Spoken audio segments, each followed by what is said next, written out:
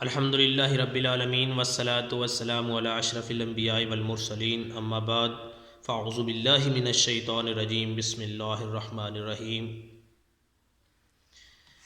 اس link میں 10 سوالوں کے جوابات دیے جا رہے ہیں جو کہ انتہائی اہم اور انتہائی ضروری ہیں، اور اس طرح کے اہم اور انتہائی سوالات انشاءاللہ العزیز آگے بھی آپ کو سینڈ کیے جائیں گے۔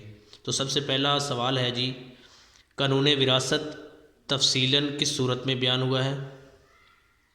قانون وراثت تفصیلاً سورہ نساء میں بیان ہوا ہے۔ سورہ آل عمران میں کس غزوے کا ذکر ہے؟ سورہ آل عمران میں غزوہ احد کا ذکر ہے۔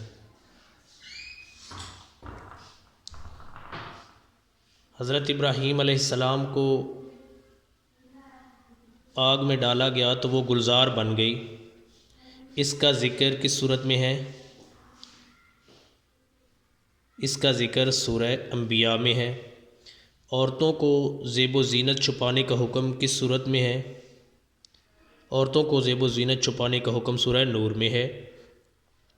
وہ کون سی صورت ہے جس کا ایک رکوع مکہ میں اور ایک مدینہ میں نازل ہوا؟ تو وہ صورت مزمل ہے، جس کا ایک رکوع مکہ میں اور ایک مدینہ میں نازل ہوا۔ مسلمانوں کو بہمی کافر و مشرک کہنے میں حد درجہ احتیاط کا حکم کس صورت میں ہے؟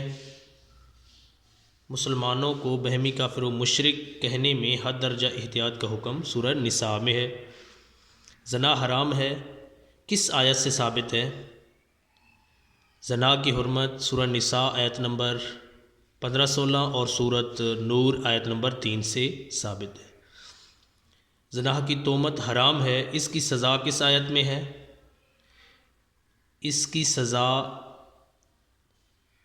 سورہ نور کی آیت نمبر 4 میں ہے، جسے حد قذف بھی کہا جاتا ہے، جو بہتان لگایا جاتا ہے، اس کی سزا سورہ نور کی آیت نمبر 4 میں ہے۔ عورتوں کو مارنے کی ممانعت قرآن مجید کی کس آیت سے ملتی ہے؟ سورہ نساء آیت نمبر 34۔ قصاص کے احکامات کن آیات قرآنی میں مذکور ہیں؟ قصاص کے احکامات سورہ بقرہ کی آیت نمبر 178 اور 179 میں ہیں۔ یہ تھے 10 سوالات کے جوابات۔ اگر آپ کو یہ سوالات اچھے لگیں تو لائک کریں، چینل کو سبسکرائب کریں، بیل آئیکن پریس کر دیں، اور مزید ایسے سوالات آپ کو انشاءاللہ ہمیشہ ملتے رہیں گے انشاءاللہ العزیز۔ شکریہ۔